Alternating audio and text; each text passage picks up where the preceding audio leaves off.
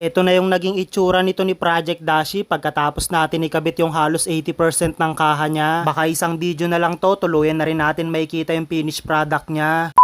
Bale, ito na nga pala yung date ng Oplan Papogi nitong binubuo natin na project bike. Dahil request nga pala ng kukuha nito na gawing standard size lang yung shock dito sa harap, kaya magpapalit tayo ng stock. Nakadrop kasi tayo sa harap ng 2 inch, kaya medyo matagtag talaga kung gagamitin to. Pero paniguradong ito na rin naman yung huling galaw natin dito sa may bandang harapan, kaya sinimulan ko na nga pala tanggalin yung lock nut nitong front axle. Kaya dun sa mga followers nga pala natin na nagtatanong kung nasa magkano raw yung naubos natin dito kay Project Dashi, pasensya na kayo, hindi ko pa masasagot. Dahil sa mga ganitong senaryo na may mga ilang pesa pa tayong binibili para lang to mabuo. Pero sa huling araw ng pagbibuild natin dito kay Project Dashi, kukumpitin natin lahat para magka-ideya rin kayong lahat. Medyo marami kasi nagtatanong sa akin na owner ng Wave Dash, siguro napanood nila yung pagbubuo natin dito. Pero mabalik muna tayo dito sa mga sinasalpak natin na pyesa. Bali nahugot ko na nga pala yung nakalagay dito na light and front shock. Tinaas ko lang ng bahagya tong inner tube, mga half inch lang, para kahit papano hindi ganong kalayuan yung laki sa front fender dun sa kaha sa taas. Kaya after ko nga pala sukatin kung pantay na yung pagkakalagay natin ng front shock, saka ko nga pala nilagay yung dalawang mahabang tornilyo na lock niyan. At para isang trabaho na lang din tayo, bago nga pala natin isasalpak yung gulong, nilagay ko na muna tong front fender. Bali dito rin nakakabit yung front fender niyan sa front shock, kaya nilagay ko na nga pala yung tagdalawang tornilyo. Hinahis ko na nga rin pala yung pagkakaigpit niyan para paniguradong hindi mag-vibrate, lalo na kapag tumatakbo na to. Kaya nang all goods na nga pala tayo sa paghihigpit, kinuha ko na nga pala tong gulong para maibalik na uli natin. Sumakto nga rin pala yung kulay ng shock na nilagay natin dito sa kulay ng front fender. Bali kinabit ko na nga pala yung ehe niyan, tapos bahagya ko lang pinokpok hanggat sa sumagad dito sa kabila. Bali may double lock nga pala to na Allen na CNC white balls. Ito muna yung kinabit natin. Pagtapos natin mabuo to, ready na talaga literal na isabak sa traffic. At dahil stock lang din naman yung makina nito ni Project Dashi, kakabit uli natin tong airbox, tapos maglalagay tayo ng panibagong filter. Dahil pang araw-araw lang din naman yung planong gawin dito ng kumuha, kaya mas mainam talaga na merong ganito. Bali nahugasan ko na nga pala nung isang araw pa, hindi ko na lang naisama sa video, kaya pagkatapos natin mailagay yung bagong air filter, ikinabit ko na rin yung mga screw. Medyo sumasakit na yung kamay ko kakapihit ng Phillips screw, kaya ginamitan ko na ng impact. At ito nga palang karburador, isa sa nagpatagal sa paggagawa natin ngayong araw, dahil natuyuan na nga pala to ng gasolina sa loob. Pati na nga rin pala itsura niya dito sa labas, sobrang daming putik na nakadikit, mukhang masinsina na paglilinis talaga gagawin natin dito. Kaya para malaman natin kung anong klaseng condition yung nag-aantay, tinanggal ko na nga pala yung dalawang screw dito sa ilalim. Medyo makunat pa nga rin pala to tanggalin, kaya pinokpok ko muna, saka ako sinabayan ng pag-ikot. Kaya nung napalawag ko na nga pala, dahan-dahan ko nang inikot para makita na rin natin yung welcome party na nag-aantay sa atin. At kagaya na rin ng inaasahan ko, natuyuan na nga pala to ng gasolina dito sa ilalim. Hindi lang basta lumot na natuyo, kundi parang lupa na namuo. Kaya pagkatapos ko nga pala tanggalin yung nasa loob, nilawagan ko na rin to mga jettings, paniguradong parehas barado na to. Kaya pagkatapos ko nga pala tanggalin, bahagya ko munang sinipat kung nakikita ko pa yung dulo nitong jettings. Parehas walang makita sa dulo, kaya siguradong malala yung bara nito sa loob. Ganito kasi talaga madalas nangyayari, lalo na sa dekarburador na motor kung matagal na hindi magagamit o kaya matatamba. Bali gumamit na nga pala tayo dito ng carb cleaner, dahil kapag ganito na kasi kalala yung bara, mahirap nang tanggalin kung gasolina lang. Pero hindi talaga siya matanggal sa mga buga-buga lang nitong carb cleaner, kaya kinuha ko na nga pala tong steel brush. Ito yung ipansusundot natin dito sa magkabilaang dulo. Dahil malambot lang naman to, tsaka kusang nabeben, kaya paniguradong hindi mabubusalsal yung loob ng jettings. Kaya pagkatapos nga pala natin to sundot-sundutin, mission pass tayo dahil sumasagad na sa dulo yung ini-spray natin. Kaya sunod nga pala natin lilinisin itong pinakabahay naman. Lahat ng mga butas na dinadaanan ng gasolina, pinag-i-sprayan ko na rin. Bali wala kasi yung pagiging all goods ng makina, kung dito pa lang sa karburador, palyado na. Kaya makalipas nga pala yung isang oras na paglilinis natin dito, nung nakita kong all goods na lahat, pinagbabalik ko na nga pala yung binaklas natin kanina. Yung kanina na lilimahid na karburador, ngayon kahit papaano naging itsurang bago naman. Kaya binalik ko na nga pala yung takip dito sa ilalim, tapos kinabit ko na rin yung dalawang screw. Plano ko na nga pala ikabit yung ibang kaha, lalo na dito sa mga leg shield, kaya ikakabit na nga pala natin to dito sa manifold. Mahirap na kasing isalpak yan, lalo na kapag naikabit na rin natin yung dalawang cover dito sa gilid. Kaya kinuha ko na nga pala tong airbox na nilinis natin kanina, ipopwesto na natin dito sa taas, tapos kinonekta ko na nga rin pala yung hose nito papunta sa car. Pinigpitan ko na nga rin pala yung clamp ng manifold para paniguradong hindi to makahigop ng maruming hangin. At ito na nga pala yung pinakahihintay ko sa lahat, sisimulan na uli natin ikabit yung iba pang kaha nito. Bali may tatlong kaha nga pala to na magkakadugtong, ito muna ilalagay natin dito sa kabilang cover. Kaya tinanggal ko muna yung pinatong natin dito sa gilid nung nakarami ng video para maikonekta na natin sila. Kaya pinagdikit-dikit ko muna, sinigurado ko lang na nasa ayos yung pagkakalagay ng ngipin, saka ako nilagyan niya ng mga body screw. Kaya after natin makonekta ng maayos, saka ako nga pala pinwesto yan dito sa gilid para makita na natin yung magiging itsura. Etong part na to talaga yung pinaka nakaka-thrill dahil dito natin makikita kung babagay ba yung mga piyesang pinagsasalpak natin. Medyo mahaba-haba nga pala yung clip nito kaya timelapse ko muna para makita nyo rin kung paano ko pinagduduktong. Kaya after nga pala natin mapagdikit-dikit, dito naman sa may bandang kanan yung sasalpakan natin ng kaha. At dahil medyo maaga nga pala tayo kanina nagsimula kaya may kakabit pa tayo ibang kaha dito naman sa may bandang leg shield. At kagaya lang din ang pagkakalagay natin dun sa magkabilang side cover, ganito din sa leg shield, pagdudugtongin din sila kasama yun sa gitna. Medyo nakangawit lang pagdugtongin tong isang to dahil taglima kasi yung body screw niyan dito sa dalawang gilid. Kaya nang nakaraos na nga pala tayo sa pagduduktong, nilagyan ko na nga rin pala ng body clip to. Dito kasi yung kakapitan ng body bolts na ilalagay natin mamaya. Kaya nung naisalpak na nga pala natin, moment of truth, ikakabit na nga pala natin to kay Dashi. Dahil hindi ko rin ganun kakabisado yung pagsasalpak ng kaha nito, kaya medyo kinakapa ko muna. Mahirap na kasi baka magasgasan. Buti na lang maayos natin na ikabit, kaya itong leg shield naman dito sa may gilid yung ilalagay natin. Bali dito nga pala natin isasalpak yung body bolts niya. At habang kinakabit ko nga pala to, bahagya lang ako lumayo, sabay bulong. Napakapogi rin talaga kapag nakabitan na ng bagong kaha tong Dash. Kaya hindi na rin talaga nakakapagtaka na marami talagang gumusto sa motor na to, lalo nung kapanahunan niya. At bago nga pala natin tatapusin tong video na to, ipapakita ko lang sa inyo yung mga kinabit natin na pyesa rito. Medyo marami pa to, kaya kung gusto nyo makita yung magiging itsura, abangan nyo yung next video. So yun na, mag-update muna tayo ng mga natapos natin gawin para dito ngayon sa day 10 nito ni Project Dashi.